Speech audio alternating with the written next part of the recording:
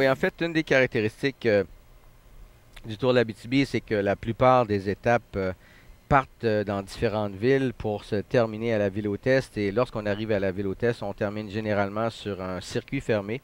Donc, dans ce cas-ci, c'est un circuit qui fait un peu plus de 5 km. Donc, au moment où les coureurs vont passer à la ligne pour la première fois, ils auront 3 tours à effectuer.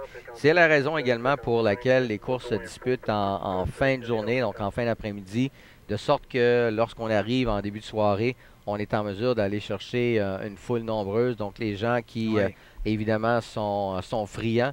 La ville d'Amos qui a produit d'excellents cyclistes au fil des années. On pense évidemment à Caroline Canuel qui a été blessée, subi une grave blessure à Philadelphie en début de saison, mais qui est revenue à la compétition. Elle vient de courir la Cascade Classic aux États-Unis. Elle a terminé deuxième lors de la dernière étape, quatrième au classement général, donc bien rétablie. Et là, on a donc le départ fictif qui vient d'être donné. Parmi les autres coureurs, évidemment, de l'Abitibi qui ont été produits au fil des années, on pense à Kevin Lacombe, un autre athlète qui est originaire d'Amos. Donc, une région qui a produit d'excellents cyclistes tout au long des années. Donc, départ fictif qui, lui, va être sur une distance de 4 km. Donc, les cyclistes qui restent regroupés. Donc, on a les commissaires qui s'assurent que les cyclistes demeurent ensemble le temps qu'on effectue la sortie de la ville de Rouyn-Noranda. La ville de Rouyn-Noranda qui avait accueilli les 2 dernières éditions du Tour cycliste. Oui, cette année, c'est non seulement c'est la 46e édition du Tour de l'Abitibi, mais c'est également le 100e anniversaire de la ville d'Amos. Donc, c'était une des raisons d'ailleurs pour laquelle la ville d'Amos souhaitait accueillir le Tour de l'Abitibi cette année pour que cet événement fasse partie des festivités entourant le 100e anniversaire.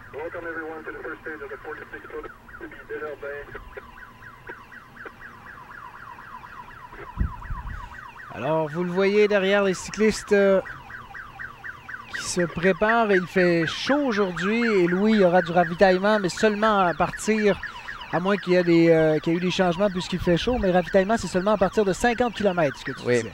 En fait, les coureurs partent généralement avec 2 bidons sur leur vélo.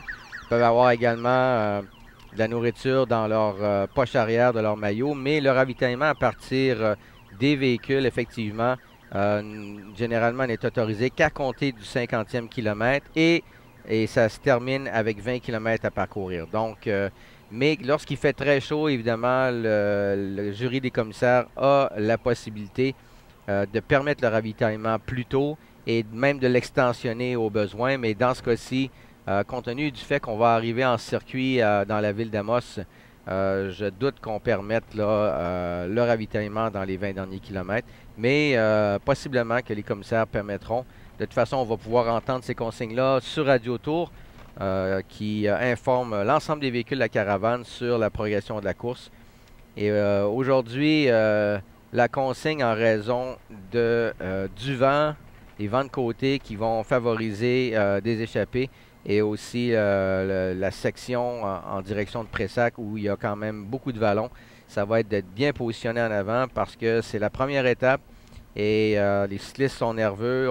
Donc on veut évidemment rester devant pour d'une part être alerte s'il y a le moindre attaque, s'il y a des tentatives d'échapper, pas se faire prendre non plus dans des bordures. Des bordures, c'est en fait lorsqu'il y a un vent parallèle, un vent de côté.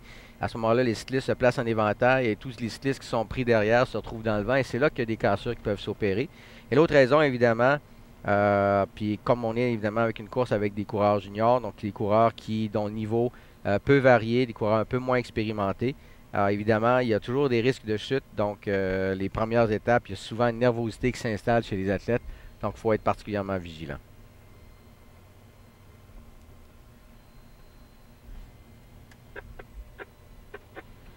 Alors, on s'approche du départ officiel.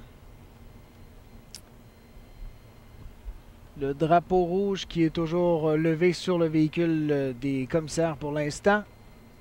Vous voyez tous les cyclistes qui sont en peloton.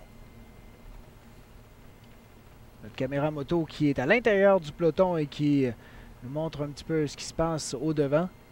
On a encore environ 1 km On voit actuellement en tête de peloton, on peut très clairement distinguer le maillot du Danemark, maillot rouge et blanc. Donc évidemment, on va essayer de vous identifier le mieux possible les coureurs tout au long de la semaine. Les coureurs qui portent évidemment tous le même maillot au sein d'une même formation, à l'exception du coureur qui est champion canadien. Donc on pourra remarquer notamment que le champion canadien qui évolue sous les couleurs de l'équipe nationale a un maillot distinct, donc le maillot blanc et rouge, donc avec la feuille d'érable, alors que le maillot de l'équipe nationale comporte du bleu pâle, du blanc et un peu de rouge également. On voit des coureurs de l'équipe nationale de France. Ici, maillot danois. Donc, on veut coureur de la formation Kékan, une formation québécoise. Donc, on veut rester aux avant-postes, même si cette portion est contrôlée. On veut s'assurer donc que personne n'est pris derrière. Et là, donc, en principe, le départ devrait être donné à l'instant. On vient de franchir la marque. Donc, dans quelques secondes, la voiture de commissaire va faire signe aux coureurs que la course est engagée.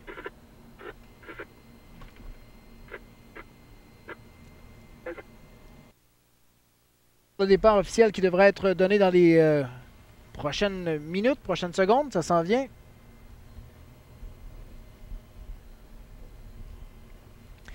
Et on s'élancera pour un long parcours jusqu'à Amos pour cette première étape. Donc pour l'instant, on est toujours en portion contrôlée, même si on a franchi la marque du 0 km. Donc possiblement certains ennuis mécaniques derrière. Donc on veut s'assurer avant que le départ réel ne soit donné que tout le peloton est bien regroupé. Donc les images pour l'instant qui nous proviennent de la voiture de commissaire qui est située tout juste devant les coureurs. Maillot des différentes formations. On peut voir à l'instant un coureur de l'équipe du Québec.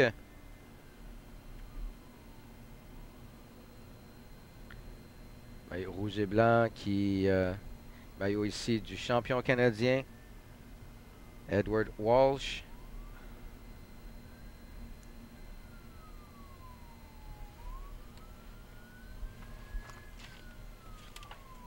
Coureur danois. Coureur de l'équipe nationale des États-Unis également. Alors voilà, oui, Louis, il y a eu une petite intermission, un petit arrêt. Alors, qu'est-ce qui s'est passé exactement? Est-ce que tu es au courant? Ben, il semblerait qu'on a eu dans un premier temps un cycliste qui a eu un problème mécanique. Puis pour une raison que j'ignore et que j'ai de la difficulté à comprendre, il semblerait que personne ne soit occupé de lui. Pourtant, en principe, chaque véhicule d'équipe est à l'intérieur de la caravane. Donc c'est la responsabilité évidemment du mécano, du directeur sportif, de s'assurer que le coureur peut repartir. Et comme cet incident-là est survenu alors qu'on était dans la portion neutralisée, ben, il fallait attendre que tout le monde soit regroupé avant de repartir. On a eu également, semble-t-il, un problème de transmission avec Radio Tour qui semble être maintenant résolu. Alors, le départ est maintenant donc donné. Donc, un peloton, encore une fois, de 165 cyclistes répartis dans 28 équipes, 9 équipes nationales. On a également 5 équipes de clubs québécoises. L'équipe du Québec, plusieurs formations américaines, d'autres provinces canadiennes évidemment, avec entre autres l'Ontario qui est représenté ici. Donc, un peloton relevé. Épreuve de la Coupe des Nations. Donc, épreuve très importante qui sert également dans le processus de qualification pour les championnats du monde.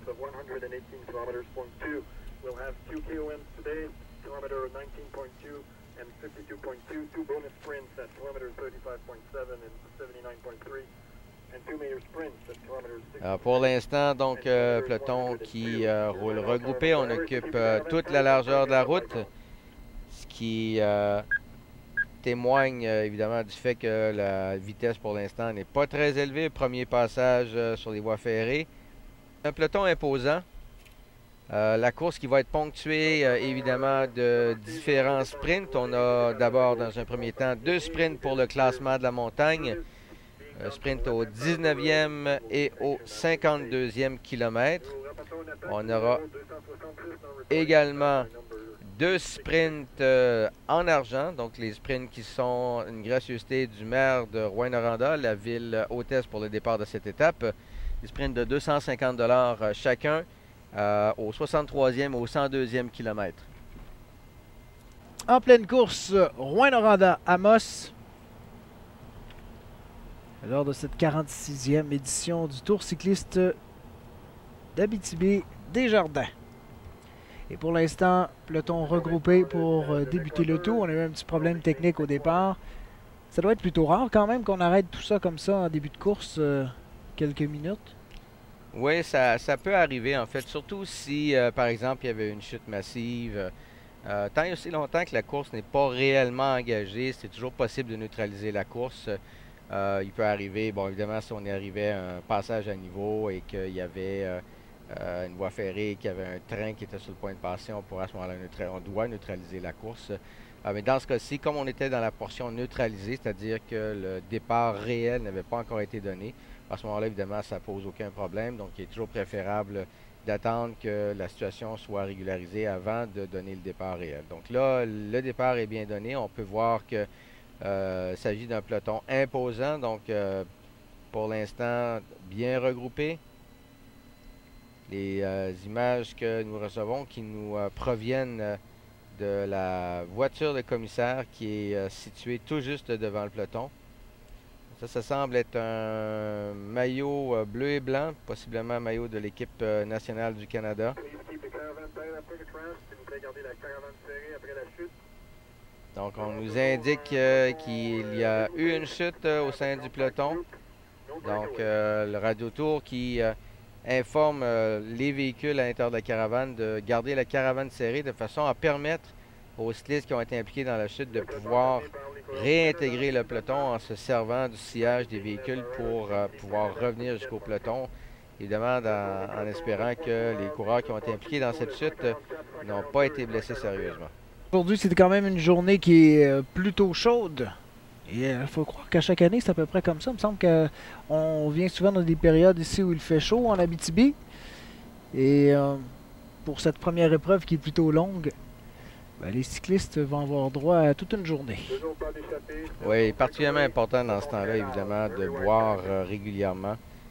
Alors, les coureurs qui, encore une fois, généralement partent avec 2 bidons bien remplis. On peut avoir un bidon d'eau, un bidon également avec un breuvage énergétique pour s'assurer de remplacer à la fois les sucres qu'on perd et les sels minéraux.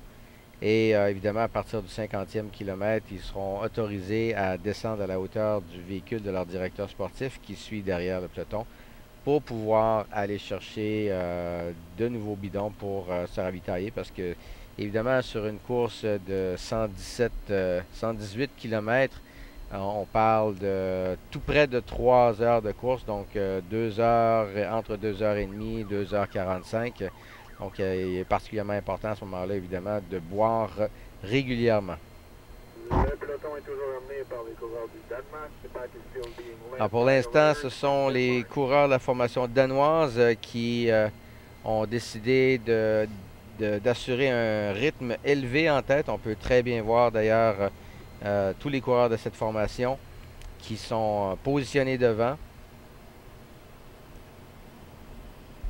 Donc, on rappelle qu'il y a 2 sprints pour le classement de la montagne qui seront disputés.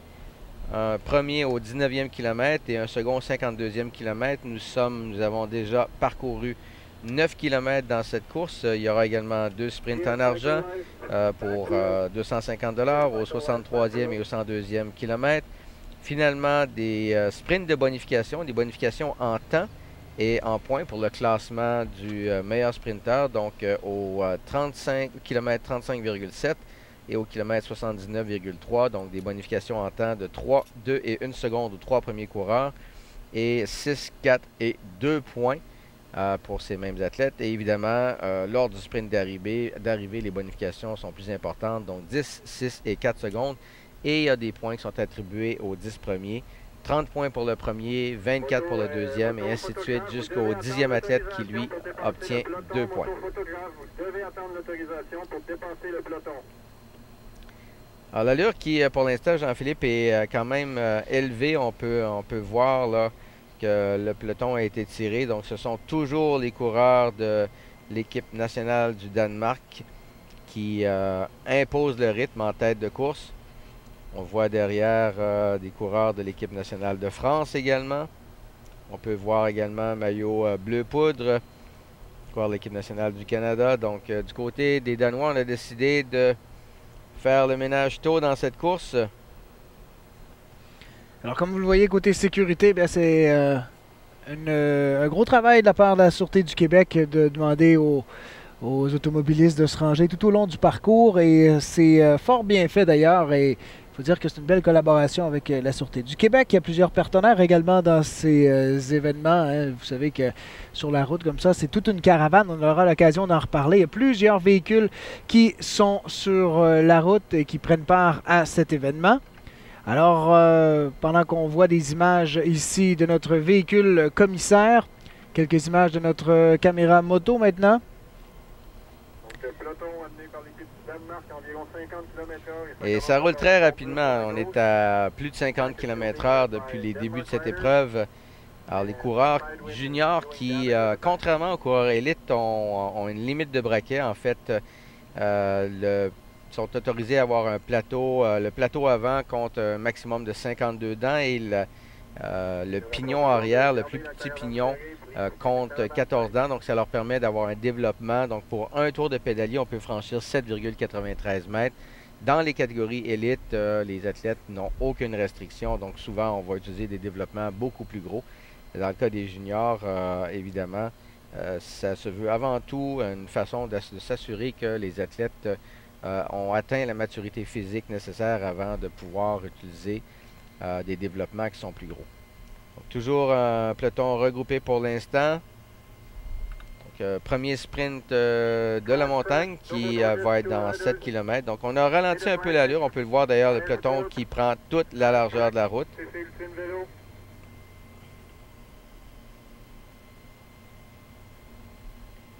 Alors, qu'est-ce que ça implique, la Coupe des Nations, pour ces jeunes cyclistes? Le fait que, justement, il y a cette Coupe des Nations, ça nous amène des cyclistes encore de différents pays qui n'étaient pas nécessairement présents au cours des dernières années. Qu'est-ce que ça fait pour eux? Ben, en fait, la Coupe des Nations est un peu comme une Coupe du Monde, si on veut, mais au lieu de privilégier un classement individuel, c'est vraiment un classement par équipe nationale. Le Tour de l'Abitibi a fait partie de la Coupe des Nations pendant quelques années. L'année dernière, c'était retiré de la Coupe des Nations. Ce qu'il faut savoir, c'est qu'en principe, la Coupe des Nations est réservée exclusivement à des équipes nationales. Évidemment, comme on est en Amérique, contrairement à l'Europe où on peut avoir une vingtaine de pays à très courte distance, c'est à toute fin pratique impossible pour, à moins de coûts là, exorbitants, de pouvoir avoir la présence d'autant d'équipes nationales lorsqu'on tient un événement au Québec, au Canada. Donc, on a obtenu une dérogation du côté de l'Union cycliste internationale de façon à permettre à des équipes régionales de pouvoir participer. Donc, on a une combinaison d'équipes nationales. Et si on regarde, par exemple, cette année avec 9 équipes nationales, c'est la démonstration justement de l'intérêt. Si on n'avait pas eu le statut de Coupe des Nations, il n'est pas certain que des équipes comme la France ou encore le Danemark, qui sont des équipes qui sont bien positionnées au classement de la Coupe des Nations, auraient été présentes sur le Tour de l'Abitibi. Donc évidemment, on en est très, très content. Est-ce qu'il y a d'autres épreuves de la Coupe des Nations dans les environs aux États-Unis ou quelque part dans les prochaines semaines? La seule épreuve de la Coupe des Nations chez les juniors à se tenir en dehors de l'Europe, c'est celle en Abitibi. Donc, on est vraiment privilégié pour les coureurs juniors québécois et canadiens d'avoir la chance de se mesurer à certains des meilleurs athlètes juniors au monde. Il y a plusieurs athlètes qui sont passés par le Tour de l'Abitibi et qui par la suite se sont illustrés sur la scène internationale dans les plus grands événements, que ce soit au Tour de France, lors des championnats du monde. Et on a eu la chance d'avoir ces athlètes-là ici même au Québec. Donc pour les athlètes québécois, bien évidemment, c'est l'occasion de pouvoir se mesurer à certains de ces athlètes-là, puis de continuer de progresser, évidemment. Alors, on a un premier athlète qui s'est détaché du peloton. Et de cet angle, c'est difficile de voir le numéro du coureur. On va passer à côté, ici on devrait l'avoir. On a manqué le numéro. Par contre, je peux vous dire que derrière, il y a un autre cycliste qui, lui, tente de le rattraper. Ici, on voit la progression du deuxième cycliste.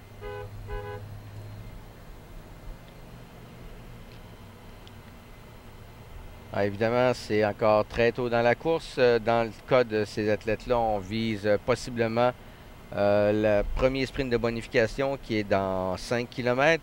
On sait qu'il y a plusieurs enjeux dans le cadre d'une course par étape. Évidemment, le maillot le plus convoité, c'est celui pour le classement général individuel au temps. Donc, on additionne les temps de chacun des athlètes dans chacune des étapes en tenant compte des pénalités ou encore des bonifications.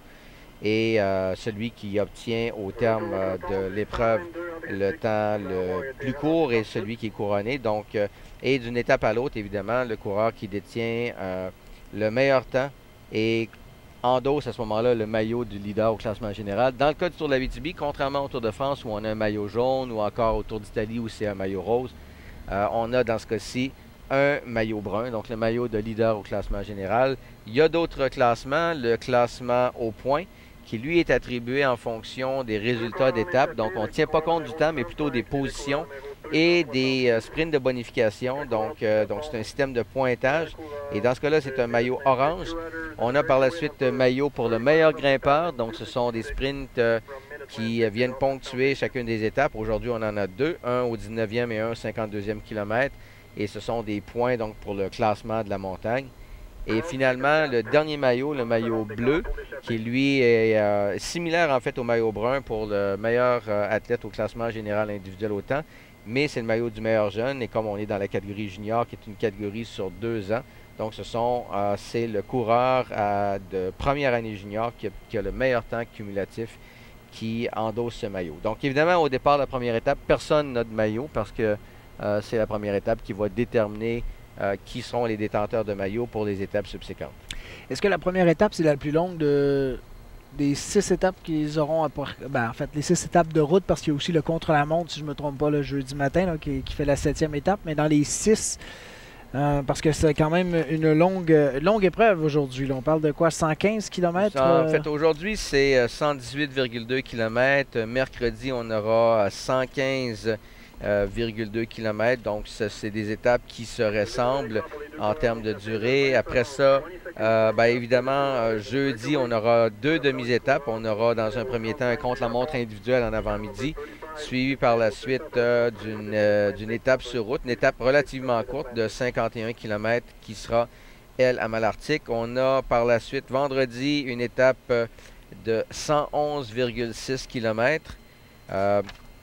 Par la suite, pour les 2 dernières étapes, l'étape de samedi, 95,2 km, une étape qui, elle, sera effectuée en circuit urbain. Donc, on aura une boucle de 10,8 km qui sera à Amos, que les cyclistes auront à parcourir à 9 occasions.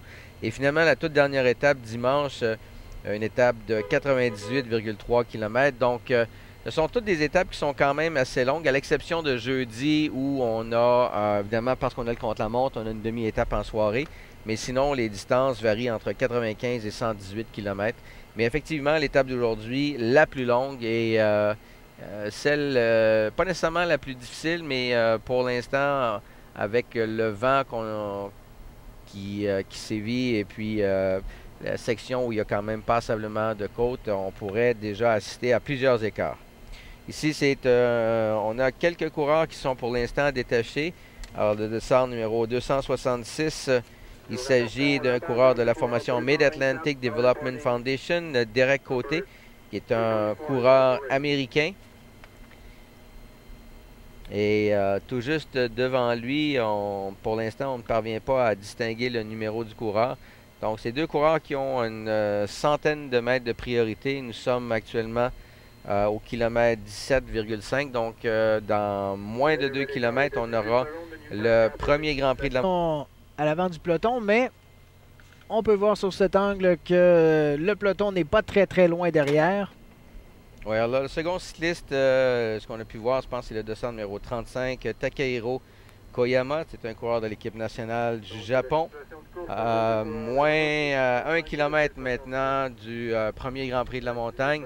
Donc, le peloton qui va certainement tenter de combler l'écart. Pour l'instant, environ 10 secondes qui séparent les deux coureurs en échappée du peloton qui suit tout juste derrière.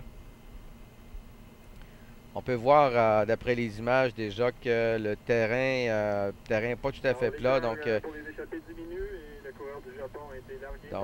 déjà le coureur japonais qui semble être sur le point d'être repris. Le coureur américain qui regarde également par-dessus son épaule et qui constate qu'il va être repris. Donc on a de nouveau un peloton regroupé à maintenant moins de 600 mètres du premier Grand Prix de la montagne. Donc, les choses devraient commencer à s'activer bientôt.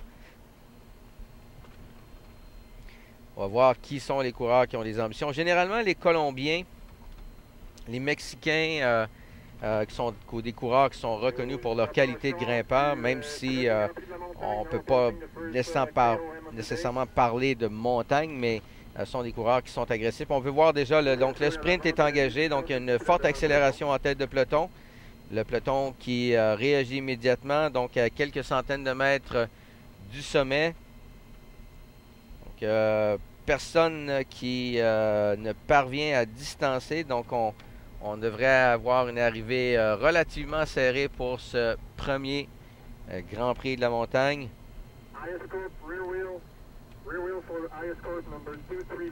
Et on devrait voir dans quelques instants les cyclistes passer. Donc il y a des officiels qui sont postés sur le côté de la route, donc avec un drapeau. Et donc on est arrivé au sommet. Donc on devrait avoir d'ici quelques instants l'identité des cyclistes qui sont allés chercher les sprints pour le classement de la montagne. On rappelle que les points sont attribués aux 3 premiers. Donc, 5 points au premier coureur, 3 au deuxième et 2 au troisième. Donc, c'était, pour les gens qui sont familiers avec la région de l'Abitibi-Témiscamingue, c'était la Côte-Joanne.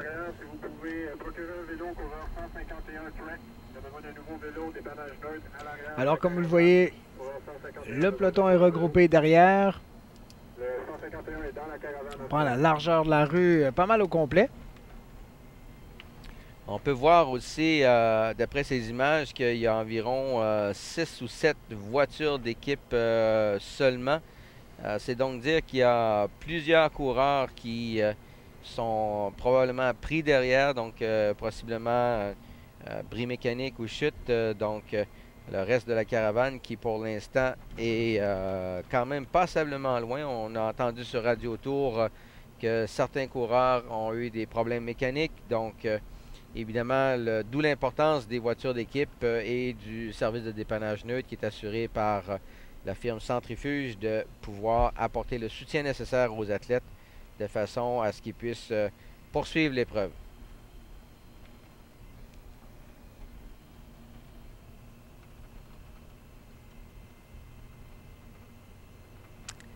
Alors, on attend toujours des images de notre caméra moto. On a quelques difficultés à avoir de ces images. Pour l'instant, on est sur la caméra du véhicule commissaire.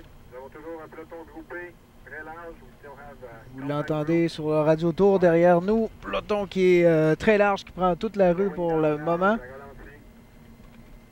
Et on peut voir là, dans les images, justement à l'arrière, on voit le reste de la caravane, donc avec certains coureurs, donc possiblement qu'on effectue un barrage. Si ce sont des coureurs qui ont été lâchés par le peloton, donc à la pédale, simplement parce qu'ils ne pouvaient pas maintenir le rythme, alors évidemment à ce moment-là, la voiture commissaire qui est située à mi-chemin dans le peloton va effectuer un barrage, donc empêcher les véhicules de poursuivre de façon à forcer les coureurs concernés à devoir fournir l'effort sans pouvoir profiter du sillage des véhicules pour tenter de revenir jusqu'au peloton.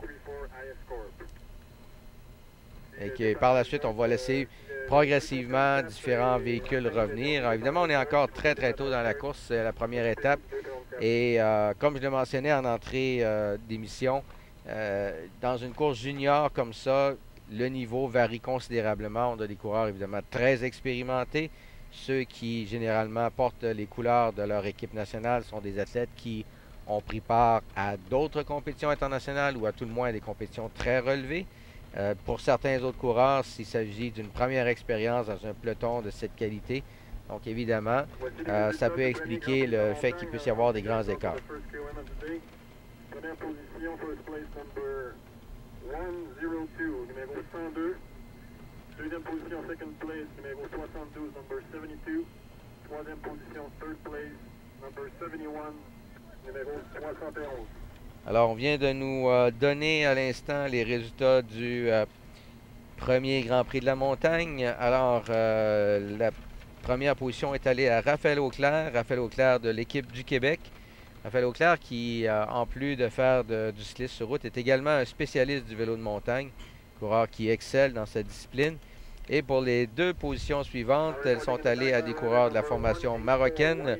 Le dossard 72, El Mehdi Chokri et Abderrahim Zahiri, dossard 71. Donc, dans l'ordre, Auclair de l'équipe du Québec, Chokri et Zahiri, tous deux de l'équipe marocaine.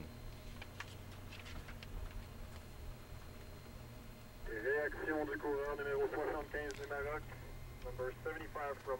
On a déjà plus d'une vingtaine de kilomètres qui a été parcouru depuis le départ de la course. Deux cyclistes qui tentent d'éloigner le peloton en ce début de montée. Oui, on nous a identifié le deuxième coureur comme étant un athlète de la formation marocaine. Pour ce qui est du premier, on va attendre qu'on nous donne de nouveau son numéro, du moins, son identité si possible. Donc, peloton qui, pour l'instant, garde à distance raisonnable ces deux coureurs, donc rien de menaçant. Alors, puis le prochain enjeu, sprint, et celui-là sera quand même assez important parce qu'il s'agira d'un sprint de bonification en temps pour les trois premiers coureurs qui franchiront cette ligne, qui est au kilomètre 35,7, donc 3, 2 et 1 seconde aux trois premiers coureurs qui atteindront cette marque kilométrique. Alors, on est dans une section où il y a pas mal de vallées ici, de petites côtes. Et c'est quand même un début de parcours qui est assez exigeant pour les athlètes. Oui, il n'y a absolument rien de plat ou de facile dans ce parcours-là, contrairement à la croyance populaire ou ce que les gens peuvent souvent penser. Et encore une fois, c'est parti très rapidement, donc il y a eu différents soubresauts, la vitesse par moment très élevée à plus de 50 km/h. Par la suite, ça a ralenti. Donc, les deux coureurs qui ont tenté de s'échapper, qui viennent maintenant d'être repris par le peloton. Donc, encore une fois, un peloton très imposant, plus de 160 coureurs. Et on peut distinguer le coureur qui est en tête du côté droit de l'écran, un peu dans le milieu maintenant, c'était un coureur de l'équipe nationale du Canada. Donc, on peut les reconnaître avec le maillot couleur bleu poudre. Donc, plusieurs athlètes québécois au sein de cette formation nationale canadienne. Le dossard numéro 12, Pierre-André Côté. Le dossard 13, Jean-Simon Danjou. Et le dossard 15, Jean-François Soucy, qui est un athlète originaire de l'Abitibi-Témiscamingue, donc qui a la chance donc, de porter les couleurs de l'équipe nationale chez lui. Est-ce qu'il y en a encore beaucoup qui sont originaires de la région, qui participent à l'épreuve? Oui, bien, on a cette année, on a évidemment d'autres coureurs de la région qui sont avec l'équipe du Québec, mais surtout, on a une équipe de la région.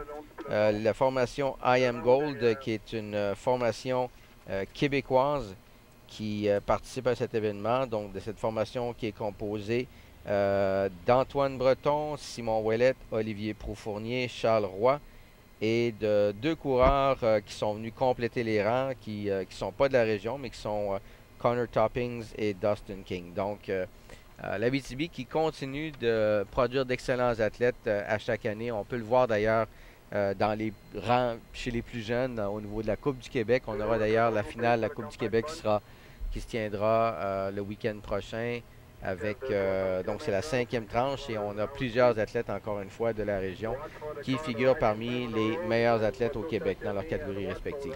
Évidemment, c'est inspirant pour un jeune de voir des coureurs de ce calibre-là se pointer ici dans leur région année après année. Je pense que ça doit certainement influencer certains jeunes à vouloir se lancer dans ce sport-là qui est le cyclisme. Oui, absolument. Il y a plusieurs athlètes, évidemment, comme on était à la 46e édition. Il y a de nombreux athlètes qui ont fait leur premier coup de pédale après avoir assisté au Tour de l'Abitibi. Puis c'est dit qu'un jour, ils auraient la chance de participer à cet événement-là. C'est le cas de nombreux cyclistes, certainement plusieurs de ceux qui sont dans le peloton aujourd'hui. Et certains sont parvenus à faire leur marque, même au plus haut niveau international, en participant à des championnats du monde sous les couleurs de l'équipe nationale. Si on parlait un petit peu de la Fédération cycliste, il y a beaucoup d'activités qui se passent partout au Québec tout au long de l'année. Il y a plus de, si je ne me trompe pas, 300 événements qui sont présentés en général. Oui, le calendrier de cette année compte 380 événements là, et des poussières. Bon, évidemment, la Fédération qui s'occupe non seulement de cyclisme sur route, mais également de vélo de montagne, de BMX, de cyclocross, cyclisme sur piste avec le vélodrome au Centre national de cyclisme de Bromont. Et depuis quelques années maintenant, le volet cyclo-sportif qui a pris beaucoup d'ampleur. On le voit avec des événements comme le Tour CBC Charles Bruno, la classique, le Grand Fondo Garneau Québécois, le Grand Défi Pierre Lavoie. Donc il y a vraiment un réel engouement. Le cyclisme connaît une popularité vraiment sans précédent, là, on peut le constater. Autant au niveau des compétitions, où on constate qu'il y a encore une croissance, mais vraiment dans les événements populaires, là, ça a pris un essor là, incroyable au cours des dernières années. Est-ce que tu penses que l'essor du réseau cyclable à travers le Québec y est pour quelque chose? Bien, c'est sûr qu'à partir du moment où on met des infrastructures, que ce soit des infrastructures sportives ou des infrastructures routières, à la disposition des cyclistes, bien, tout ça contribue à rendre la pratique du vélo plus intéressante. Donc, le Québec compte sur un réseau de pistes cyclables qui est très intéressant et on le voit même, le vélo est rendu un mode de déplacement pour plusieurs. Il y a même des gens qui, à Montréal, se déplacent à longueur d'année, qui font du vélo même l'hiver. Donc, tout ce qui finalement rend la pratique plus agréable. Évidemment, le fait d'avoir des événements maintenant télédiffusés à la télévision où on peut voir des épreuves comme le Tour de France, mais plusieurs autres épreuves également, tout ça contribue. Les succès des athlètes québécois, on a vu évidemment l'an passé avec David Veilleux. David Veilleux qui est d'ailleurs le dernier Québécois à avoir remporté le Tour de l'Abitibi en 2005 et qui, l'année dernière, a été le premier Québécois à prendre part et à compléter le Tour de France. Bon, David qui a mis un terme à sa carrière d'athlète professionnel au terme de la saison l'an passé, de façon à se consacrer à ses études en génie mécanique pour compléter son baccalauréat. Mais on a d'autres athlètes québécois, je pense notamment à Guillaume Boivin, Hugo Hull, Antoine Duchesne, qui font également partie des équipes du World Tour, donc des équipes qui sont présentes sur les plus grandes compétitions au calendrier international. Donc ce sont tous des athlètes qui sont passés par le Tour de l'Abitibi. Hugo Hull, Antoine ou Guillaume Boivin. Guillaume Boivin avait connu du succès également, avait déjà été sur le podium de certaines étapes.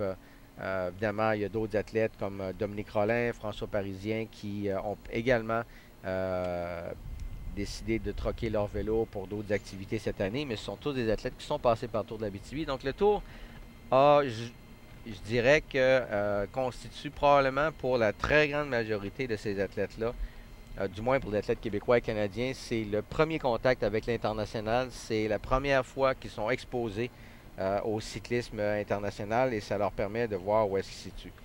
Ici, on avait un athlète, encore une fois, qu'on a pu voir à l'écran de 176, Ilyas Rabihi. C'est un athlète de la formation marocaine. Les Marocains qui sont très actifs depuis le début de cette épreuve. On sait que Ils n'en sont pas à leur première participation autour de l'Abitibi. On les a vus l'année dernière. Je crois qu'ils étaient également présents. Donc, ce serait intéressant de voir comment ils se débrouilleront.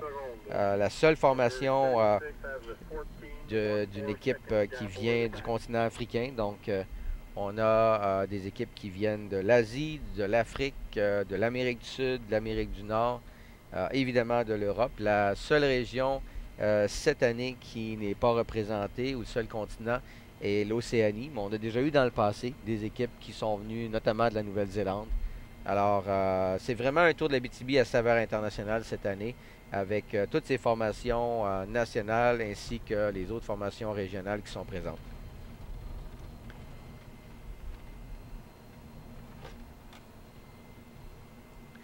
Donc, le coureur marocain qui, pour l'instant, continue de creuser l'écart. Encore 6 km avant d'arriver au premier sprint de bonification, sprint intermédiaire. On peut penser que le peloton va vraisemblablement réagir au cours des prochaines minutes. Ne le laissera pas aller chercher aussi facilement ces 3 secondes de bonification. On peut voir d'ailleurs, non loin derrière, un coureur qui est déjà en chasse, qui va tenter de faire la jonction. Le peloton qui devrait également s'activer dans cette partie qui est plus roulante parce qu'on arrive dans une section en descente. Donc l'écart pour l'instant de 20 secondes. 20 secondes donc pour le coureur marocain, ce qui est très peu pour s'il veut parvenir à maintenir ça pendant les 6 prochains kilomètres.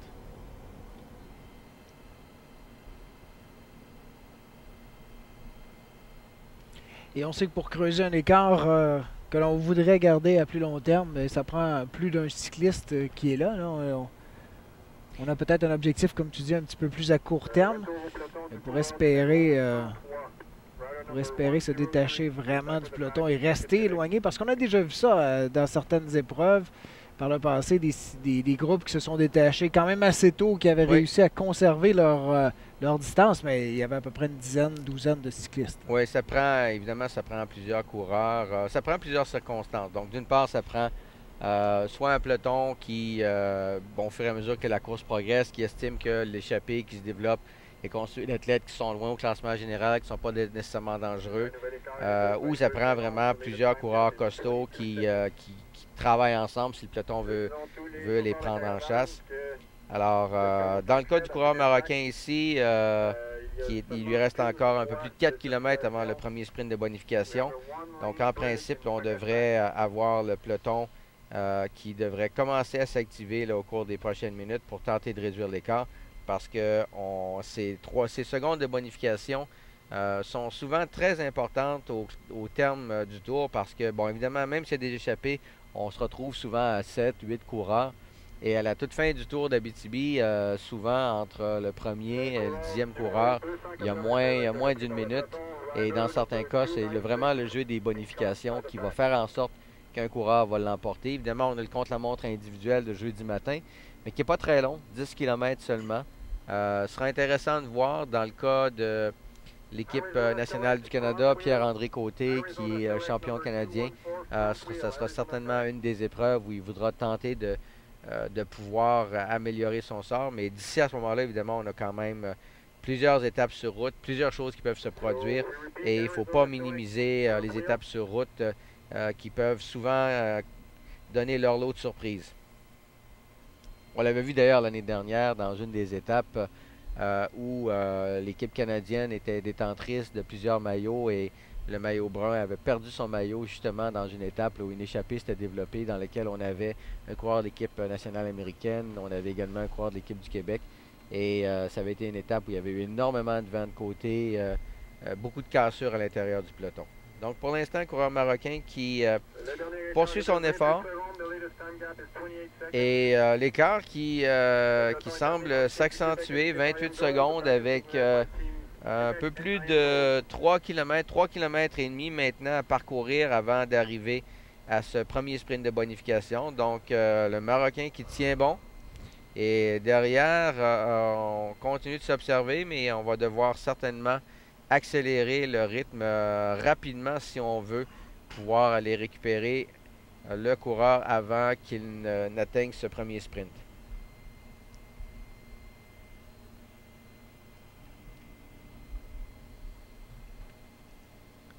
pour l'instant, on a une bonne vue sur le groupe, le peloton qui est derrière le coureur, qui sont quand même à une certaine distance. Number 291. Left hand in the air, might be a front wheel. Donc, le coureur marocain qui est en ascension. Yep, front wheel for Hincapie 291. He's on the right side. Encore 1 kilomètre avant que le coureur marocain n'atteigne la ligne pour le premier sprint de bonification. On rappelle qu'il y a 3 secondes, 2 secondes et 1 seconde aux 3 premiers coureurs qui franchiront cette ligne.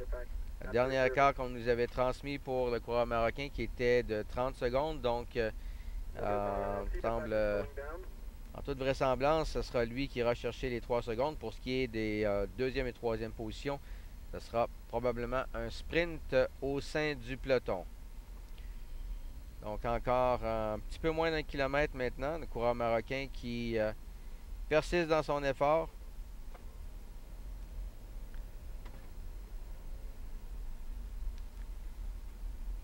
Donc il va aisément aller chercher ses 3 secondes de bonification, puisqu'on ne perçoit toujours pas le peloton qui est quand même assez loin derrière pour l'instant.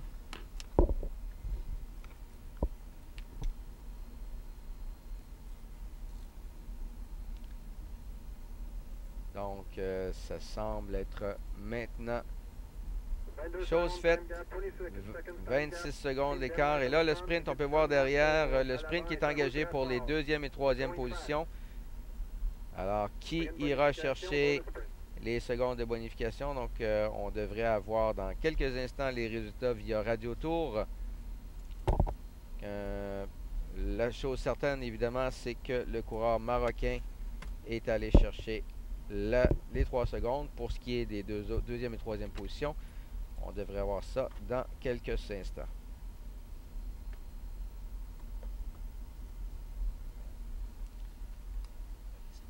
Donc le coureur marocain qui poursuit son effort, mais je dirais sans grande conviction. Donc pour lui, c'est probablement mission accomplie. Parti de loin. Est-ce que c'était vraiment son objectif d'aller chercher ces secondes de bonification? Si oui, ça a été une très belle opération de sa part. Donc on le voit qui regarde maintenant par-dessus son épaule et qui va attendre le retour du peloton. Le coureur en échappée solo ne possède plus que 5 secondes d'avance. Alors l'échappée va prendre fin dans quelques instants. Donc nous avons de nouveau un regroupement au niveau de la tête de course. Donc le peloton qui est revenu, qui a absorbé le coureur en échappée.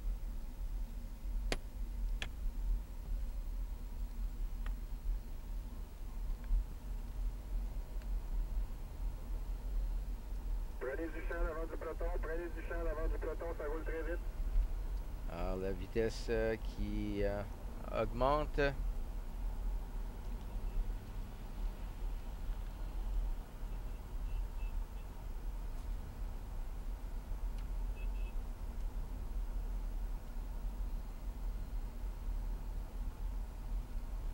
On rapporte une vitesse de 60 km/h au peloton. Now reporting a 60 km/h speed for the pack.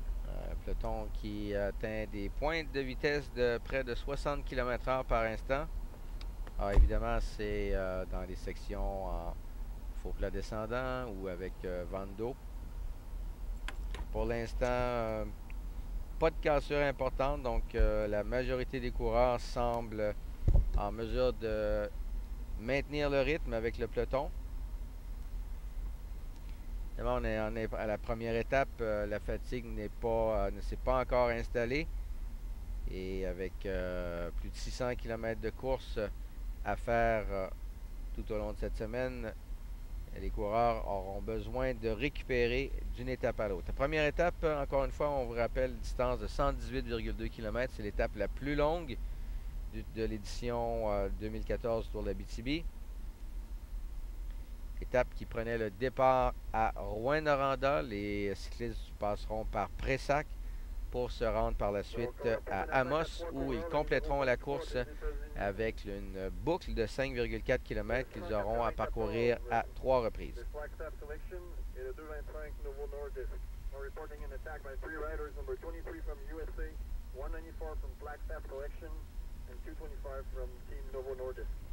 Alors, on a une petite échappée ici de 3 coureurs qui s'est formée. Donc, dans cette échappée, le coureur Zeki Mostov de salle 23 de l'équipe nationale des États-Unis. On a également dans cette échappée de dossard numéro 194. Il s'agit de Christian Santa Cruz de la formation American Flagstaff Selection. Et finalement, le dossard numéro 225 de l'équipe Team Novo Nordisk, qui est une équipe mixte dans laquelle des coureurs de différentes nationalités se retrouvent. Dans le cas de ce coureur, il s'agit d'un coureur américain, Nicholas Vorwerk.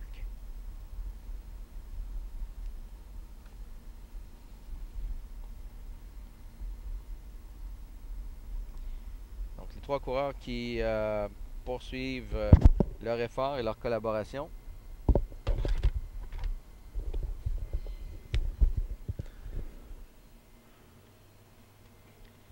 Donc, un écart quand même assez mince pour l'instant, moins de 10 secondes de priorité sur le peloton.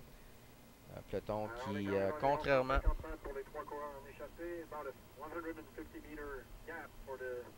Une centaine de mètres tout au plus d'avance pour les 3 coureurs.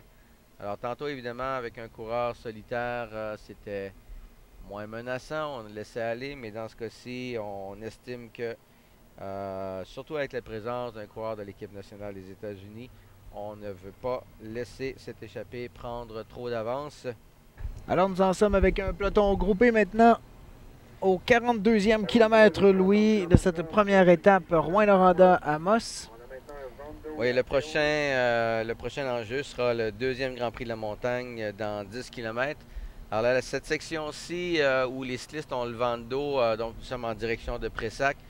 Par contre, c'est une section qui est ponctuée de plusieurs petits vallons, donc on pourrait assister dans cette portion-ci à certaines cassures. Évidemment, les cyclistes qui ont des prétentions, je pense notamment aux formations des différentes équipes nationales qui voudront certainement exploiter le terrain afin de créer des écarts, de provoquer des cassures au sein du peloton.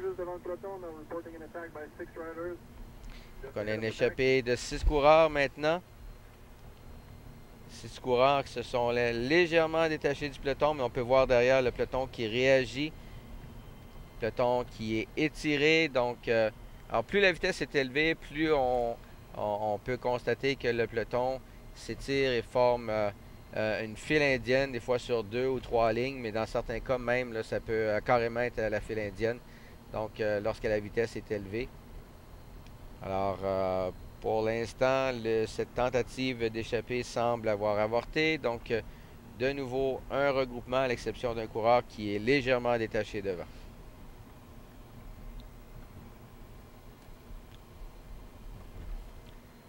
Alors, encore une fois, ici, plusieurs côtes depuis qu'on est parti. C'est quand même une épreuve qui est assez difficile aujourd'hui. 118 km à parcourir. Oui, c'est la première étape. C'est évidemment celle qui va déterminer les premiers porteurs des différents maillots de leader. Donc, le leader au classement général individuel au temps qui endossera le maillot brun demain au départ de la 2e étape. Alors, évidemment, c'est même si certains coureurs n'ont pas nécessairement d'ambition ou ne pensent pas pouvoir remporter le Tour de l'Abitibi parce qu'ils sont peut-être un peu moins forts au niveau du contre-la-montre individuel ou parce qu'ils n'ont pas nécessairement certaines qualités qui leur permettent d'aspirer aux grands honneurs, mais de pouvoir endosser ne serait-ce qu'une seule journée un des différents maillots de leader, c'est un enjeu très important et les coureurs voudront donc tenter d'aller chercher. Il s'agit du coureur de l'équipe nationale de France, Ryan Bouhanni, de dossard numéro 81, qui porte le maillot bleu, et le coureur danois Magnus Bach-Claris, de dossard numéro 96. Donc, 2 porte-couleurs des formations nationales européennes. Et donc, l'écart, toujours de 45 secondes. 2 coureurs coureurs qui collaborent bien pour l'instant et qui vont tenter d'entrer sur le circuit avec idéalement un peu plus d'une minute. On sait qu'il reste encore quand même un peu plus de 20 km dans cette course. Donc, ça sera quand même assez difficile. Beaucoup d'équipes, notamment l'équipe nationale du Canada, celle des États-Unis, la Colombie, le Maroc, le Mexique, qui vont tenter de combler l'écart. Alors, on vous rappelle que c'est une étape qui se déroule depuis Rouyn-Noranda. On craignait un petit peu des averses ce soir. Il y avait des risques d'orage. Il y en aura certainement au cours de la nuit. Ciel qui se fait un peu plus menaçant derrière nous que devant. Je pense, Louis, qu'on va s'en tirer ce soir. Avec un 30 degrés à l'extérieur, c'est sûr que les cyclistes vont avoir travaillé bien fort pour cette première étape officielle. Et pour l'instant, déjà, ça tire à sa fin. On en a fait une bonne partie sur les 118 km à parcourir. On est rendu au kilomètre 95. Et nous faisons notre entrée tranquillement tout près de la ville d'Amos. Je vous rappelle que c'est la 46e édition du Tour cycliste de l'Abitibi-Desjardins. Et il y aura de l'action tout au long de la semaine à ne pas manquer. Vous pourrez voir en direct les courses, des épreuves sur route. Également, vous pourrez revoir certaines diffusions, certains extraits de ces courses. Vous pourrez revoir tout ça sur le site internet du Tour cycliste de l'Abitibi, Tour cycliste ou tourabitibi.com. Alors, toujours les deux mêmes coureurs en échappée, Ryan Bouhanni et le coureur danois Magnus Baclaris. Ryan Bouhanni, dont le frère Nasser Bouhanni court pour la formation française, la Française des Jeux, donc un coureur professionnel, âgé de 23 ans, donc jeune cycliste qui va tenter d'emprunter le chemin qui a été tracé par son frère. Donc, pour l'instant, en bonne position pour peut-être aller chercher une première victoire d'étape dans cette 46e édition du Tour cycliste de l'Abitibi. Lui, le coureur danois qui, pour l'instant, continue de tenir le peloton à distance. Donc, on va attendre d'avoir le prochain écart qui sera fourni par l'ardoisier pour voir si les coureurs maintiennent leur avance ou si le peloton a réagi. Est-ce que c'est plus facile de garder une avance en ville ou plus difficile avec l'entrée? Parce qu'on sait qu'il y a plusieurs courbes. C'est assez serré comme circuit urbain. Oui, en fait, je dirais que évidemment, quand il y a dans les courbes, le peloton ne gagne pas de terrain. Le peloton va gagner davantage de terrain dans les plus longues lignes droites. Avec quand même une quinzaine de kilomètres à faire en ville, ça sera très difficile. La foule qui va certainement aussi stimuler, encourager aussi bien l'échappée que le peloton.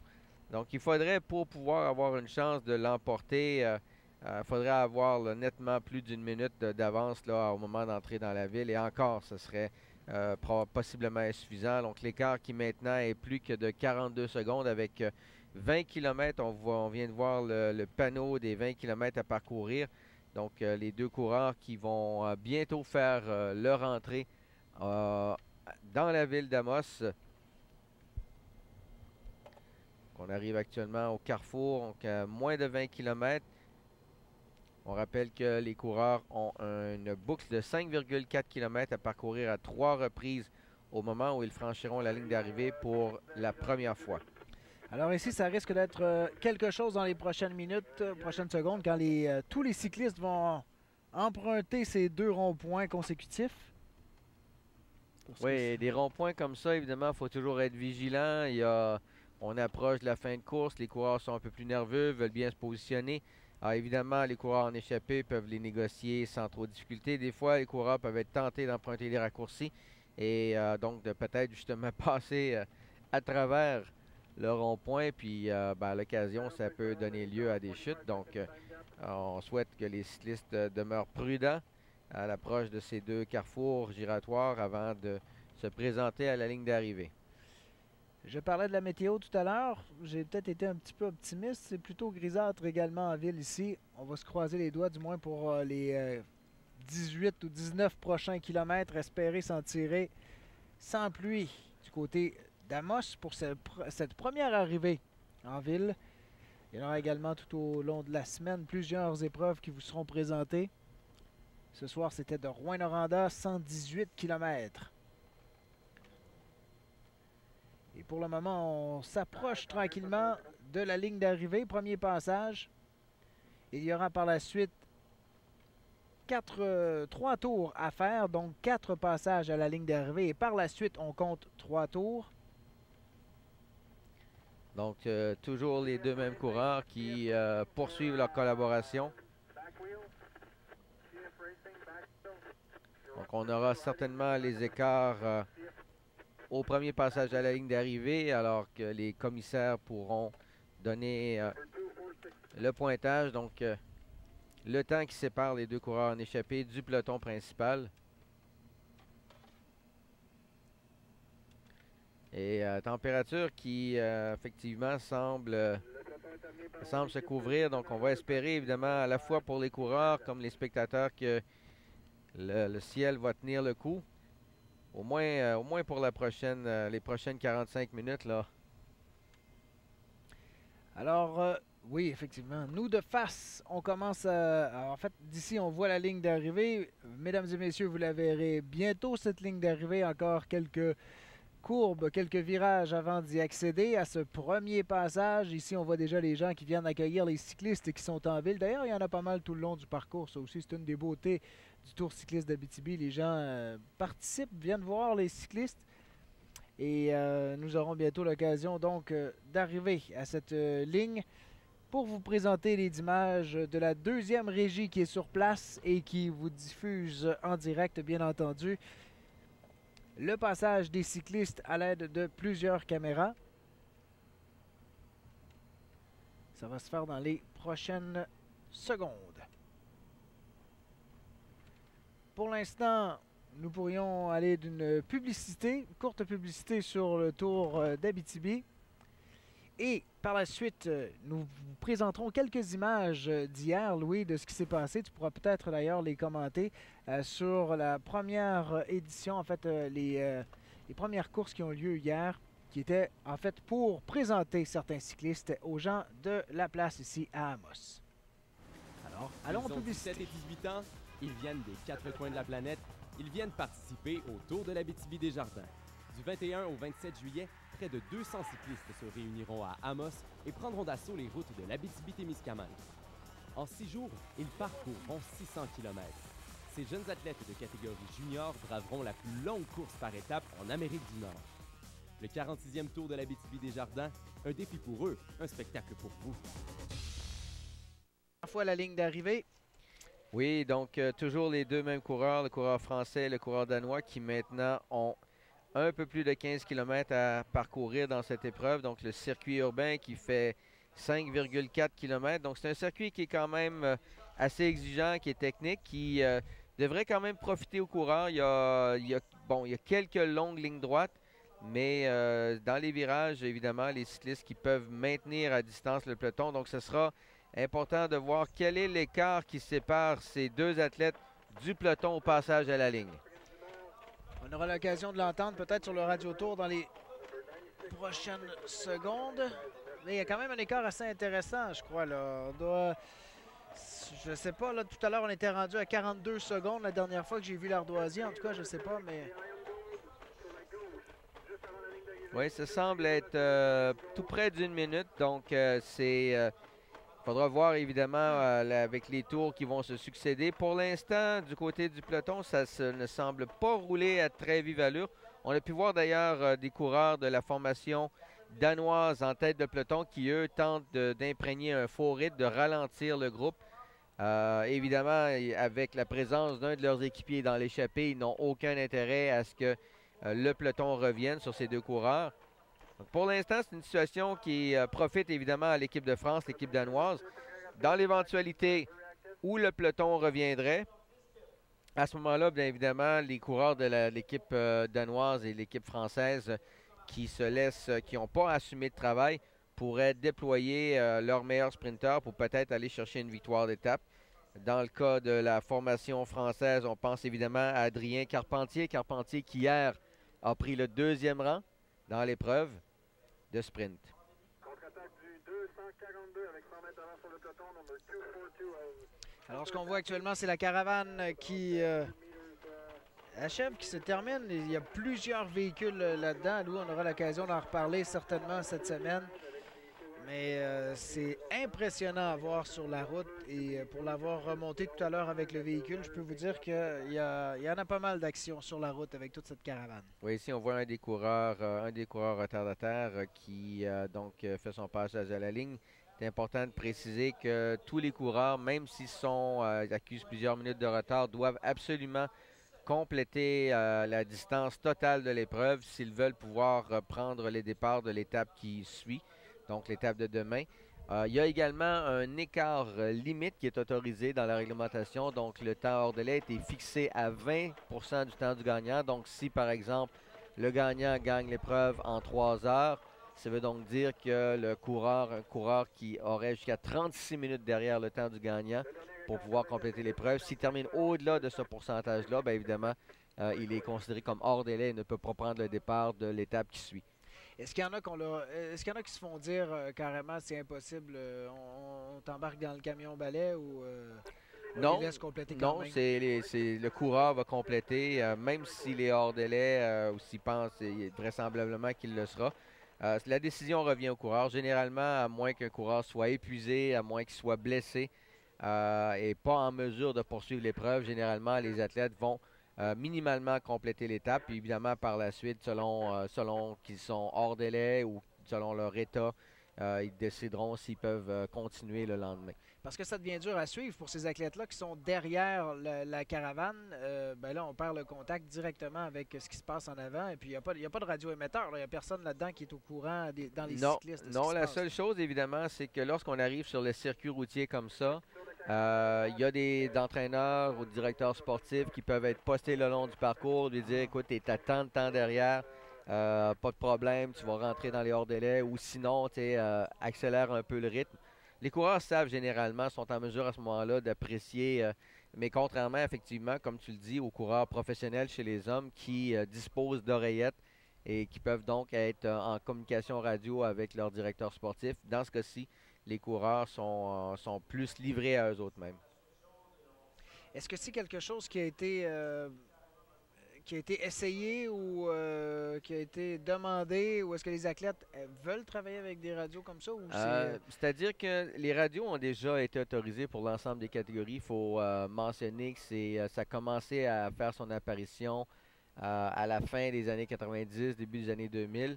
Mais rapidement, l'Union cycliste internationale a statué pour interdire dans les catégories de développement, particulièrement du côté des juniors, des coureurs de moins de 23 ans, estimant que ce que ça avait comme effet pervers, même s'il y avait certains bénéfices, évidemment, d'un point de vue stratégique, mais ce que ça avait, c'est que les coureurs, à ce moment-là, attendent de recevoir les consignes des directeurs sportifs pour agir.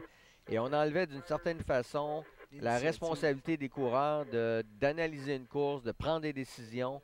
Je me rappelle d'une situation un peu anecdotique lors d'un championnat canadien en 2000.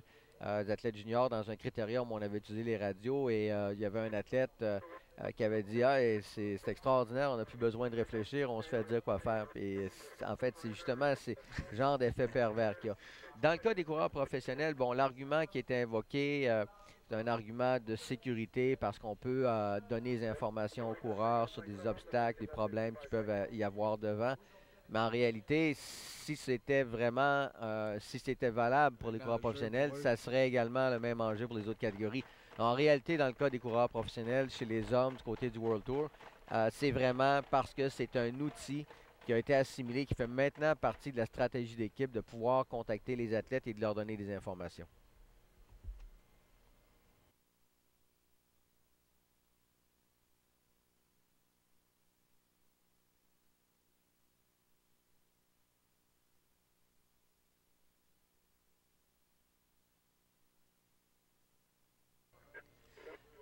Alors, on est toujours en attente des cyclistes qui s'en viennent. Et puis, si on revient par rapport aux radios, est-ce que c'est quelque chose qui pourrait se remodifier encore? C'est des discussions qui se font ou c'est vraiment... Non, je pense que c'est appelé même à disparaître. C'est-à-dire que pour l'instant, c'est juste les coureurs du circuit World Tour qui sont autorisés à les utiliser. Mais même du côté du Comité international olympique, les juges ne sont pas favorables à ça parce que, en fait, c'est toute forme d'assistance mécanique ce qui induit une composante autre qu'une composante purement sportive. C'est pas le genre de valeur ou le genre qu'on veut mettre de l'avant. Ben, ça devient un peu plus comme de la Formule 1, là. Ben un peu, oui, effectivement. Ben, à ce moment-là, on dit, bon, ben attention, il y a un coureur qui... Puis en plus de ça, dans les voitures des équipes professionnelles, quand on est sur le Tour de France, certaines des grandes classiques européennes, on voit la course même. Donc, on peut même voir, le directeur sportif peut même avertir le coureur de ce qui se produit parce qu'il y a les images qui déroulent devant lui. Alors, c'est évidemment, ça amène une dimension qui est totalement différente. Et même si les coureurs ont encore des décisions à prendre, ça fait en sorte de diminuer l'importance du coureur dans le processus décisionnel au plan stratégique. Et là, on vient de voir le premier tour complété pour nos cyclistes qui sont en avant-plan. Et le chronomètre est parti. Et voilà le peloton qui suit derrière, qui est encore regroupé, là. Il semble avoir quand même une Oui, on peut bonne voir, distance. c'est toujours un coureur danois qui était posté devant. Donc, évidemment, qui n'impose pas un rythme élevé. Donc, pendant ce temps-là, les deux coureurs en échappée qui continuent de maintenir une bonne avance. Donc, on pourra voir... Avec 2 tours à faire, ça regarde bien. on a déjà plus d'une trentaine de secondes d'avance. Donc, on devrait pouvoir avoir un écart plus précis dans quelques instants.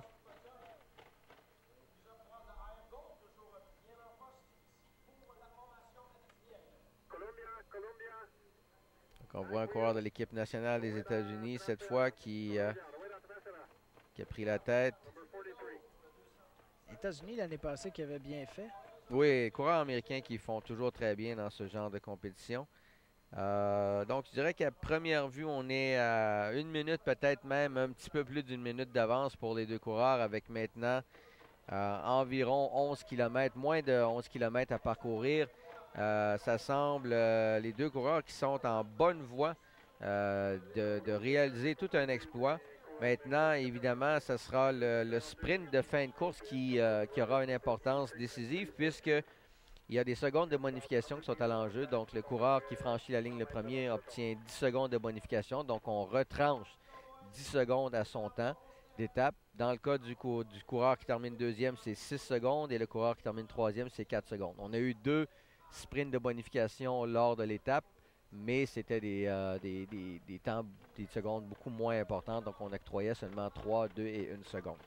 Et là, on va voir, pour ce qui est de la 3e position, ça risque de se jouer avec le peloton. En tout cas, si rien ne change dans les prochaines minutes. Effectivement, donc pour l'instant, le peloton, sans dire qu'ils ont abdiqué, qui à tout le moins ne démontre pas beaucoup, du moins pas une volonté absolue d'aller chercher. On les a vus passer à un rythme normal, le peloton relativement large, alors que lorsque ça roule vraiment à très vive allure, le peloton est très étiré. Même si on voit qu'il y a plusieurs coureurs, là, on voit des coureurs retardataires ici qui se sont fait lâcher, donc possiblement impliqués dans une chute ou simplement qui n'ont pas été en mesure de maintenir le rythme là, à certains moments dans la course. Les cyclistes qui sont dans le peloton sont au courant, j'imagine, de ceux qui sont en avant. Oui, absolument. On a toujours l'ardoisier qui informe. Normalement, bon, je pense qu'au passage à la ligne, il y a de fortes chances également que l'annonceur donne les écarts. Mais tout au long de l'épreuve, les coureurs pouvaient justement observer les écarts sur l'ardoise, en fait, qui est un genre de petit tableau sur lequel l'ardoisier qui prend place sur la moto indique l'écart qui sépare les deux coureurs en échappée du peloton, se promène donc d'un groupe à l'autre et donne les écarts régulièrement pour monter l'évolution. Mais les gens qui sont dans le peloton, les cyclistes, ont vu ceux qui sont partis. J'imagine les premiers savent qui sont les cyclistes en avant. Est-ce que le fait que le peloton ne parte pas nécessairement, c'est parce qu'on évalue pas nécessairement ces coureurs-là comme dangereux pour le reste de la semaine et là, on le laisse peut-être aller ou vraiment... Oui, en fait, souvent, ce qui se produit, c'est un peu une partie de poker. Il y a des coureurs qui, je pense notamment peut-être à l'équipe du Canada ou l'équipe des États-Unis, ou qui ont certainement des prétendants à la victoire. Donc, on a probablement roulé un bon rythme. Après ça, ben, les autres ne veulent pas collaborer.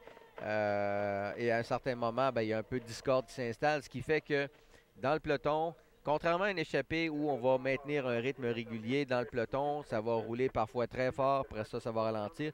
Tantôt, on a vu l'écart qui était à 45 secondes, qui était baissé à 40 secondes et qui là est remonté à plus d'une minute. En principe, si le peloton avait maintenu son effort, il y a de fortes chances qu'il serait revenu sur les coureurs en échappée.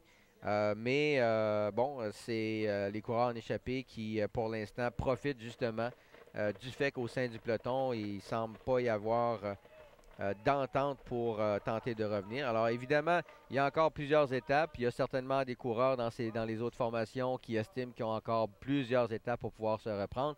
Mais on ne voudra certainement pas laisser quand même ces deux coureurs prendre une avance considérable. Parce qu'on sait que en Abitibi, outre le contre-la-montre individuel, évidemment, qui a une grande importance au niveau du classement, beaucoup des résultats des étapes sont souvent déterminés lors d'arrivée au sprint.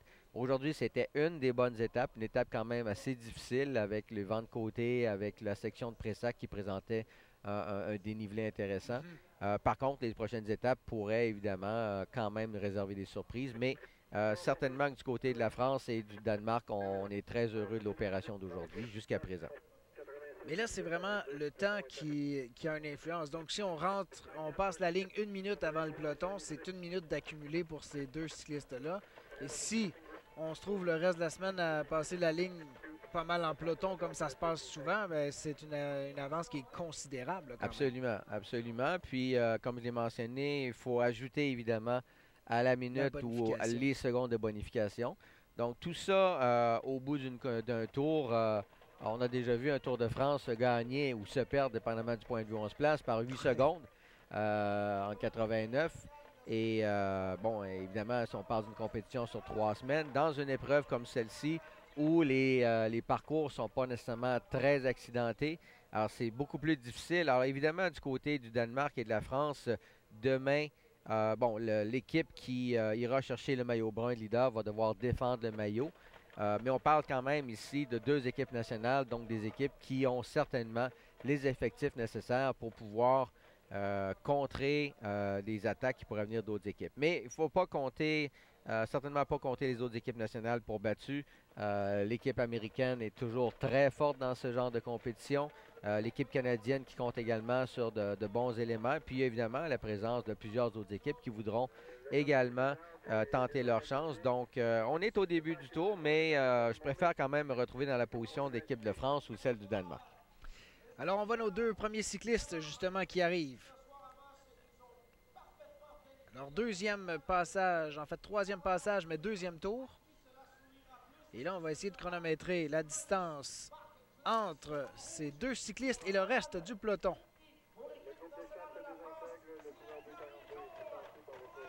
Alors, on va voir, on approche de la ligne d'arrivée. Alors ça va bien pour ces deux cyclistes. Oui, alors pour les deux cyclistes, évidemment, c'est de poursuivre leur effort, d'essayer d'aller chercher un maximum de temps. Il faudra voir au dernier passage, le peloton à la ligne d'arrivée avait environ 1 minute 5 de retard sur les deux coureurs ici. Est-ce que cette avance aura diminué? Chose certaine, les deux coureurs ici continuent de poursuivre, de donner un maximum d'efforts pour aller chercher le plus de temps possible. Et on voit les autres cyclistes qui sont à la poursuite. Peloton qui est plutôt... qui est quand même assez large, mais qui s'étire un petit peu par rapport à tout à l'heure. On essaie de se rapprocher de la ligne d'arrivée le plus vite possible. On en est à 45 secondes jusqu'à maintenant. Oui, environ 50 secondes. Donc, on a concédé un tout petit peu de temps, mais ça sera probablement très difficile avec seulement 5 km à parcourir. Les coureurs en échappée vont certainement se présenter seuls. Bon, maintenant, il faudra voir quel sera l'écart à la toute fin de cette épreuve. Mais très, très belle opération. Alors, pour l'instant, du côté du peloton, évidemment, on veut à la fois réduire l'écart, mais on veut également préparer le sprint pour la troisième position parce qu'on sait qu'il y a quand même quelques secondes de bonification qui sont à l'enjeu et on veut aller les chercher. Alors, 1 minute, ou en tout cas plus ou moins 1 ou 2 secondes là, de d'écart entre les premiers cyclistes et le peloton. Et ça, c'est quand même intéressant pour eux. C'est très impressionnant qu'ils aient réussi à conserver ça aussi longtemps. Et ça va donner quelque chose d'intéressant à suivre ça, cette semaine, de voir comment les autres équipes vont travailler. Parce que comme tu le disais, les Américains sont très forts également. Il y a quelques équipes nationales comme ça qui seront à surveiller. Et puis là, ben, demain, on ne pourra pas en laisser filer une deuxième comme ça, là. Non, certainement. Et puis, dans le cas de l'équipe de France, aussi bien que dans le cas de l'équipe du Danemark, ils vont certainement s'assurer de maintenir un rythme relativement élevé, contrôler des échappées, les garder à distance raisonnable si toutefois il y en a, s'assurer d'avoir, de bien protéger évidemment leurs coureurs qui sont les mieux placés. Donc, dans le cas de la France, évidemment, on parle de Ryan Bouhanni et dans le cas du Danemark, le coureur Magnus Bach-Claris. On voit d'autres groupes de cyclistes qui se sont détachés du peloton, qui se rapprochent de la ligne d'arrivée. Oui, ils vont entamer également leur dernier tour. Alors, on rappelle qu'évidemment que tous les cyclistes doivent parcourir la distance entière de la course, donc les 118 km, s'ils veulent prendre le départ de l'étape demain. Alors, je vous rappelle que nous sommes du côté d'Amos ici aujourd'hui et tout au long de la semaine pour les arrivées, à l'exception de jeudi soir où ce sera départ et arrivée du côté de Malartic, comme à chaque année depuis déjà quelques années. Mais toutes les épreuves se déroulent ici. Et il y a 3 ans, Louis, je ne sais pas si tu te souviens, c'était sur 2 sites d'arrivée, la ligne. Il y avait 2 sites pour la ligne d'arrivée au cours de la semaine. Cette semaine, ben, au moins, on sera au même endroit tout au long. Oui. Devant la cathédrale. Magnifique site d'ailleurs pour la ligne d'arrivée. Et je pense que les gens apprécient d'ailleurs de venir nous retrouver ici. Et la première course qui achève, là, quelques minutes encore pour mettre un terme à cette première étape officielle de la 46e édition du Tour cycliste d'Abitibi. Et on voit quand même, simplement observer le coup de pédale des cyclistes, qu'il y a de la fatigue est présente pour l'instant. Donc, le vent semble s'être levé également. Donc, au terme de plus de 3 heures de course, ou pratiquement 3 heures de course, pas tout à fait. Donc, à plus de 40 km/h, donc les coureurs vont déjà avoir une certaine fatigue avant le départ de l'étape de demain. Donc, d'où l'importance de pouvoir bien récupérer. Et dans une course par étape, évidemment, ce qui permet à un coureur d'exceller, c'est cette capacité de récupérer d'un effort et de pouvoir reproduire le même effort le lendemain et sur plusieurs journées consécutives.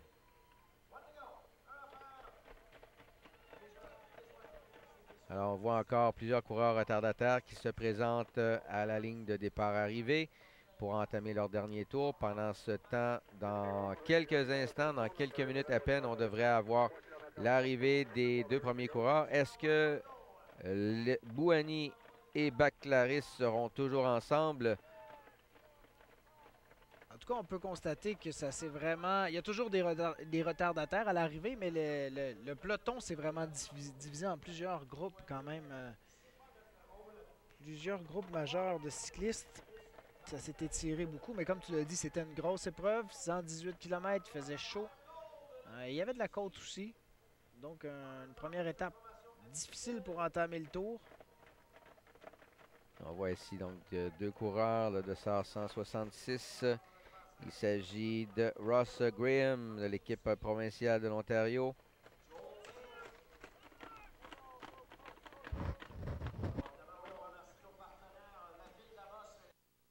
Donc 165 coureurs qui ont pris le départ de cette première étape. Les coureurs qui sont répartis dans 28 équipes.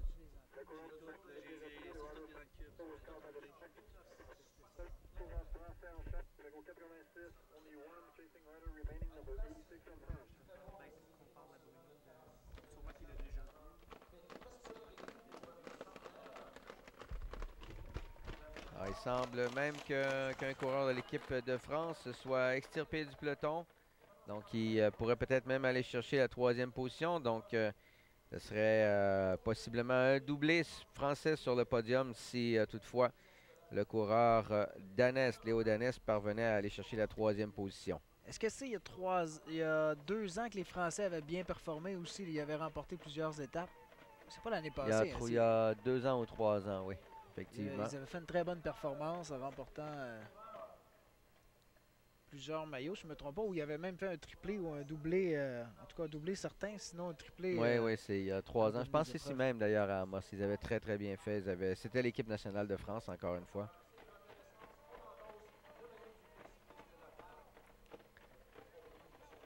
On peut voir, juste à observer les coureurs, évidemment, le fait que le vent semble être très omniprésent. 1 kilomètre à parcourir maintenant pour les 2 coureurs en tête.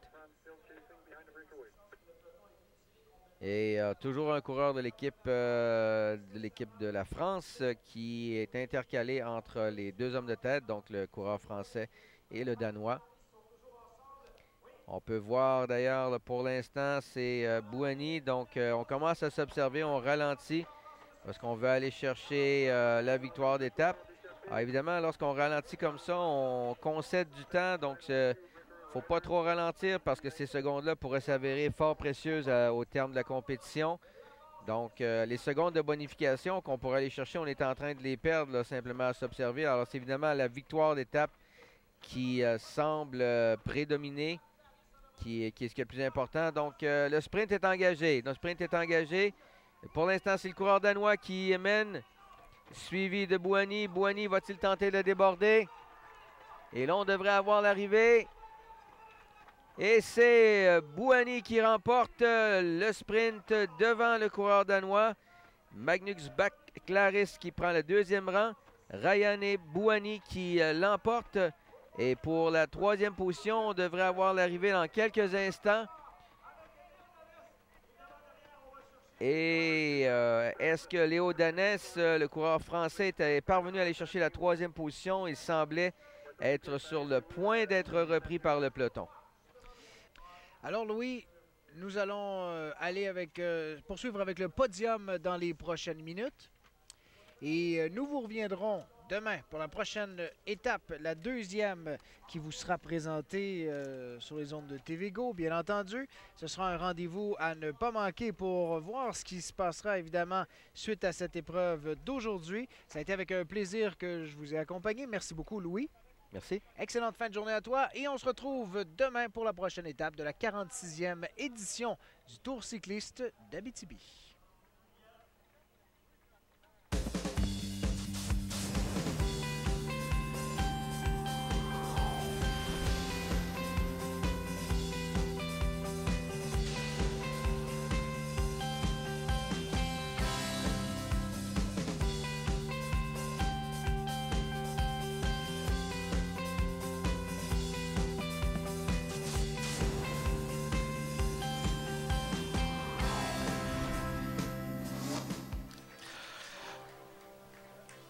Bonsoir, mesdames et messieurs. Ladies and gentlemen, good evening.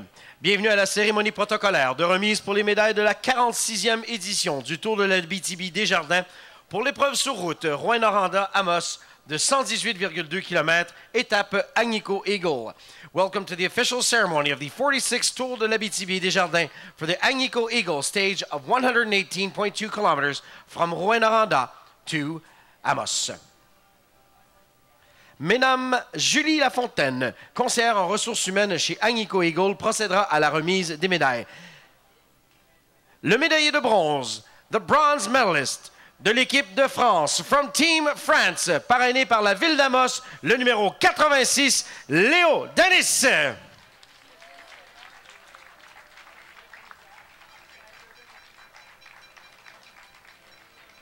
Le médaillé d'argent, the silver medalist de l'équipe du Danemark, from Team Denmark, parrainé par, sponsored by Agnico Eagle, le numéro 96, Magnus Bach-Claris.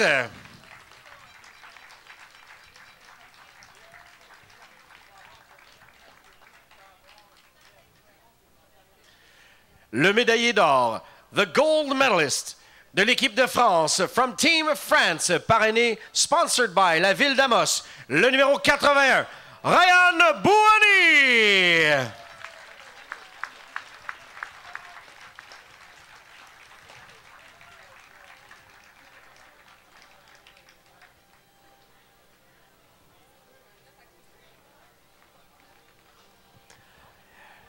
Monsieur Daniel Paré, directeur général à la mine La Ronde, remettra la gerbe des fleurs aux médaillés d'or et le drapeau à damier au gagnant de l'étape Agnico Eagle.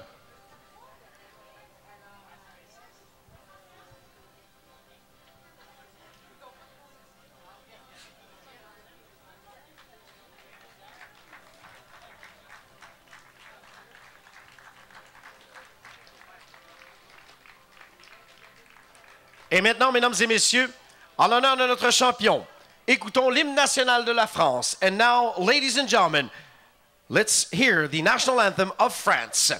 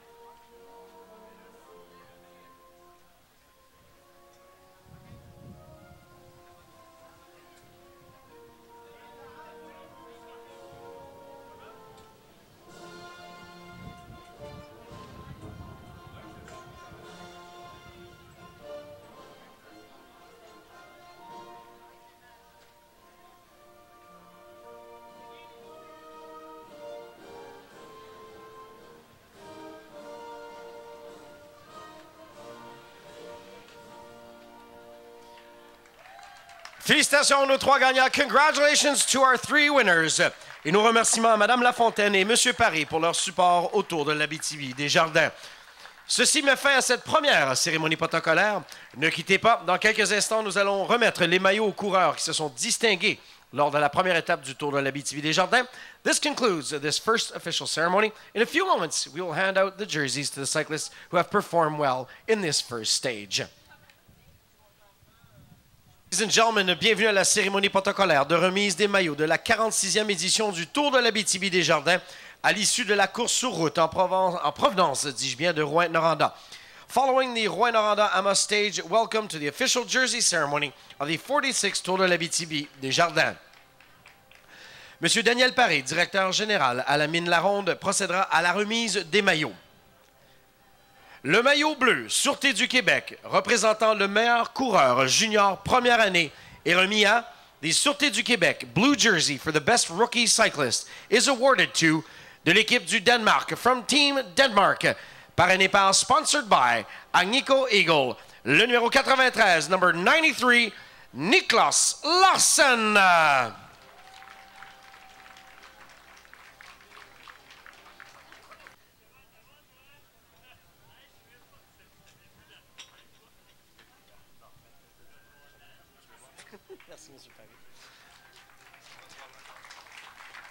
Le maillot à pois, représentant le meilleur grimpeur, est remis à The Dotted Jersey for the best climber is awarded to de l'équipe From Team Morocco, Maroc, parrainé par sponsored by Télébec, le numéro 71, Abderrahim Zahiri.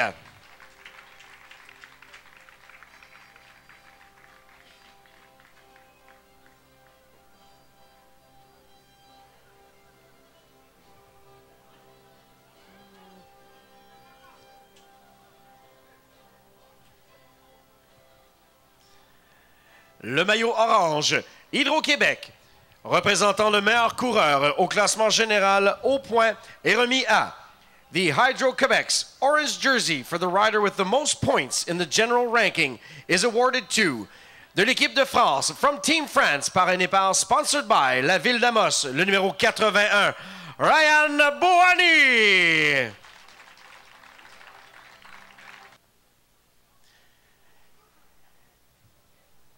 Finalement, le maillot brun, Desjardins, représentant le meilleur coureur au classement individuel au temps, est remis à the Desjardins Brown Jersey for the leading cyclist in the individual time ranking is awarded to de l'équipe de France, from Team France, parrainé par, sponsored by la ville d'Amos, le numéro 81, Ryan Bouni. Ah ouais, Ryan, tu peux le mettre par-dessus.